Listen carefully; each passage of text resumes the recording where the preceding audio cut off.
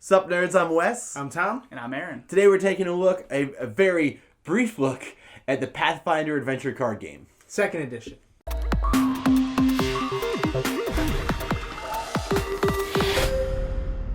So if you don't know, Pathfinder is an RPG where you take the book and you've got like stories in it and you create characters and you go on these adventures against monsters. A dungeon master who guides you through it. You roll dice. It's all in your head. There's no board or something to Jenga. But it's very much like a lifestyle experience more than just a board game. So we typically do stick to tabletop board games, where this is more of like you meet up all the time.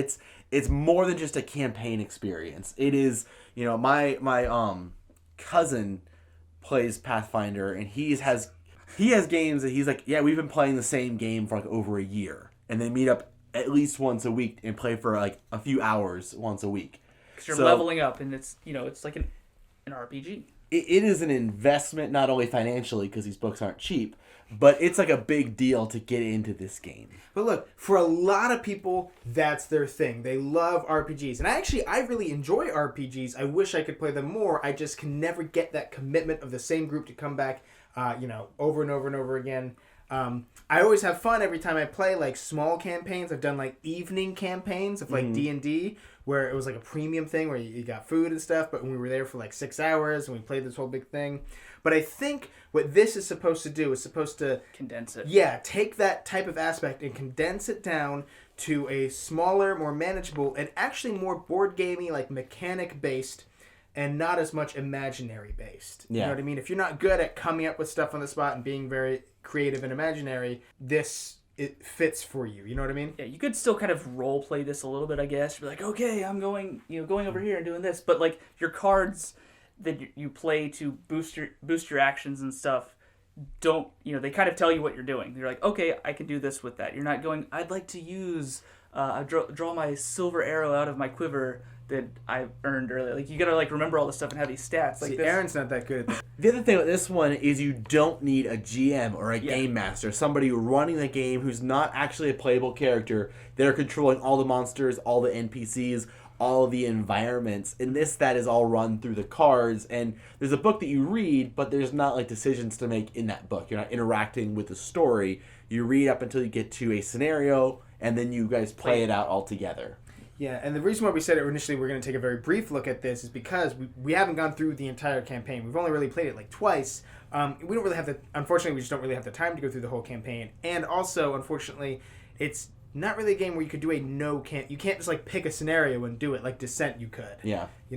Which, I mean, maybe I'm wrong, but I'm pretty certain that adding those extra cards from the previous scenarios is pretty important. And like a lot of the campaign games, like there are some games in the campaign that just move to progress the story or just to give you an item, and then you have like the big boss battle at the end that's like super fun and intense and crazy, and like some of the other campaigns almost feel like work to get there. What? You're saying in other games. Okay. Like in campaign games, you can have the campaigns that like this is a really fun, exciting part of the campaign. This part of the campaign's a little bit slower. Yeah, it's just the grindy. grind for it. Yeah. Right. This game is still a campaign game.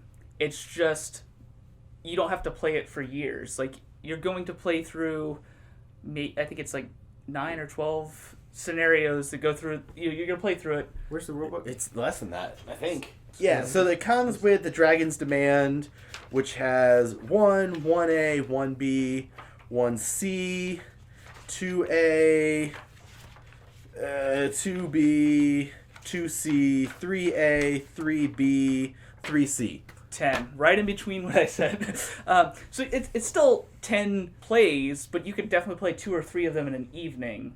Yeah. Because they're relatively short. You're going to clear out things. Obviously, the ones towards the end get longer, because there's if you look at them, there's more things you have to do. You do start to pick kind of a path.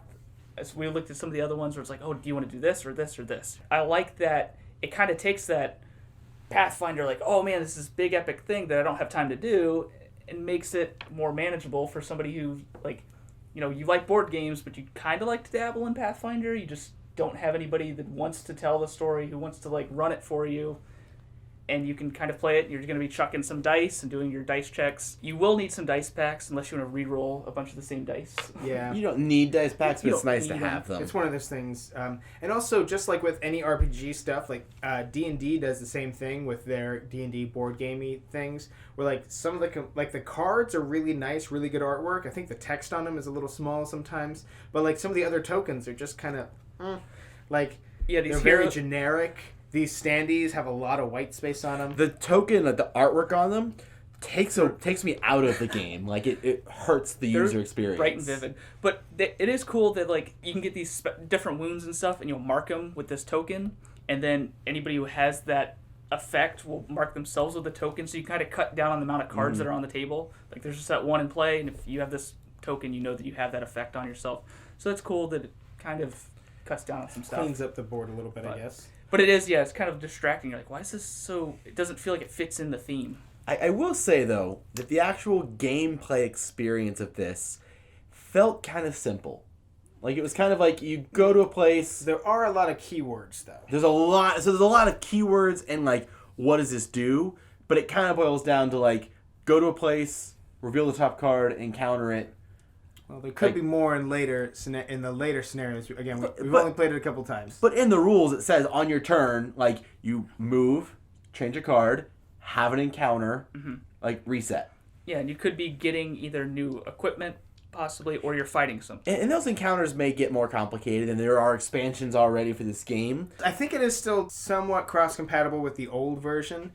So a buddy of mine had been playing the old version. He was the one who taught me initially, and he showed me the difference. I do think that like the graphic overhaul and stuff looks better, but I think the back of the cards is still the same. I think there's some little rules tweaks you'd have to make in order for like some keywords on older cards to fit, but I think you could still play.